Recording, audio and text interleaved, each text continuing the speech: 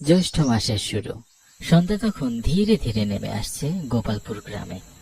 আকাশে ঘন মেঘ জমেছে আর টিপটিপ করে বৃষ্টি পড়ছে একটানা। গাছের পাতায় জমে থাকা জলের ফোঁটা ফসফস করে পড়ছে। চারপাশে স্নিগ্ধ মায়াবী পরিবেশ। পাশে রয়েছে একটি মাঠ, যেখানে দেখা যায় এক বৃদ্ধ লোক, হাতে বাঁশের লাঠি আর পাশে একটি গরু।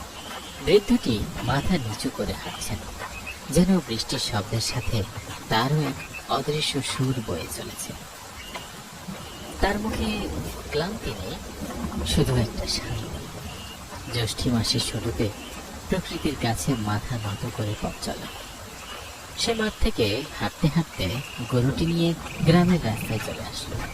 এই গোপালপুর গ্রামের একেবারে শেষ প্রান্তে একটা পুরনো বট গাছের নিচে দাঁড়িয়ে আছে একমাত্র মিষ্টির দোকান, মাধব কাকার মিষ্টির দোকান। দোকানটা ছোট, টিনের ছাউনি দেওয়া। বৃষ্টির ফোঁটা টিনে পড়ে, টুংটাং করে বাজে অদ্ভুত ছন্দে। ভেতরে মৃদু আলো চলছে। রোজ সন্ধ্যায়, বৃষ্টির দিনে হোক বা শুকনো, এখানে জমে ওঠে একখানা আসল আড্ডা, হাসি গল্প।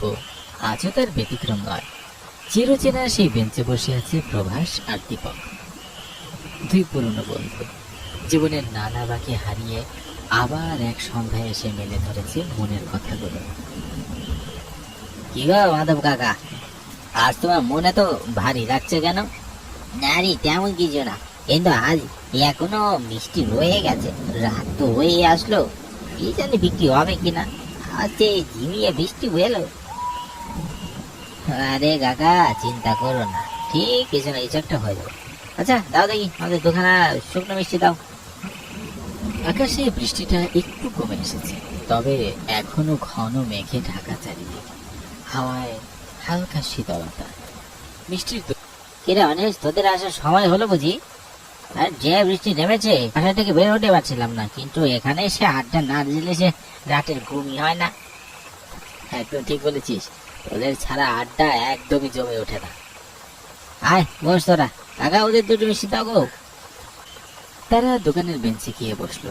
মনে হচ্ছে দুজনেই যেন একটু শান্তির নিঃশ্বাস ফেলছে। দোকানটিতে দুজনে এসে প্রভাস ও দীপকের পাশাপাশি বসতেই যেন আড্ডাটা একেবারে জমে উঠল।